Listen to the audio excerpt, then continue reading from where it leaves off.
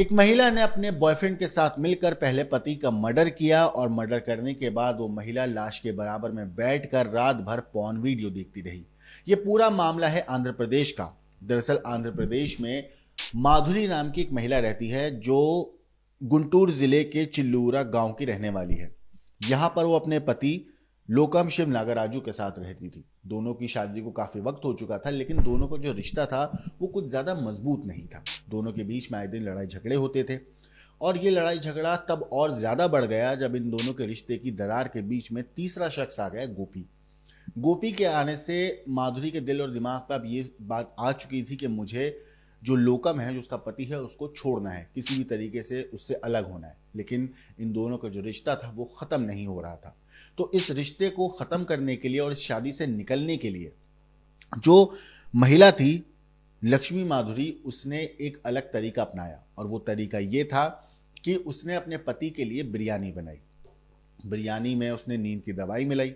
पति घर आया, खाना खाया और खाना खाने के बाद जो लोकम था वो नींद के आगोश में चला जाता है। इसके बाद तकरीबन रात में 11:30 बजे के आसपास जो महिला है लक्ष्मी माधुरी, वो अपने बॉयफ्रेंड गोपी को फ़ोन करती है और घर बुला लेती है। घर जब गोपी आता है उसके बाद फ़ौरन पहले ही चेक करते हैं कि जो लोकम है वो कितने नींद के आगोश में है। जब लगता है कि अब पूरी तरीके से बेहोश हो चुका है लोकम, तो गोपी और लक्ष्मी माधुरी दोनों मिलकर गला दबाते हैं, सीना दबाते हैं और उस हद तक उसके साथ हाथापाई और मारपीट करते हैं बेहोश इंसान के साथ कि उसकी मौके पर मौत हो जाती है। अब इसके बाद जो बॉयफ्रेंड था गोपी, वो वहां से फरार हो जाता है। गोपी के जाने के बाद जो महिला थी वो आराम से अपने पति की लाश के पास बैठी।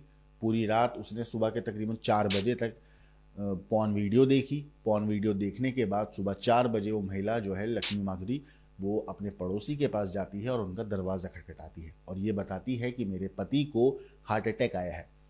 ये बात सुनकर पड़ोसी को थोड़ा शक होता है, क्योंकि सबको पता था आस पड़ोस के लोगों को कि इन दोनों के बीच में बनती नहीं, आए दिन लड़ाई झगड़े होते रहते। और जिस तरीके का व्यवहार उस दिन माधुरी लक्ष्मी कर रही थी, उसे देखकर कहीं ना कहीं संदिग्ध जो है लग रहा था ये मामला। बहरहाल रिश्तेदारों को सूचना दी जाती है, जान पहचान वाले पहुंचते हैं। अब जब रिश्तेदार परिवार वाले पहुंचते हैं तो वो लोकम के शरीर को देखते हैं। शरीर पर चोट के निशान थे, खून का निशान था कान के पास। तो परिवार को शक होता है कि यहाँ मामला हार्ट अटैक का नहीं बल्कि कुछ ना कुछ अनहोनी का है।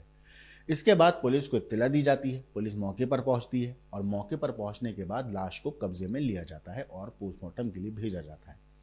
अब जब पोस्टमार्टम रिपोर्ट सामने आती है तो माधुरी लक्ष्मी की जो कहानी पुलिस के सामने निकलकर सामने आती है, वो सुनने के बाद पुलिस वाले भी हैरान थे।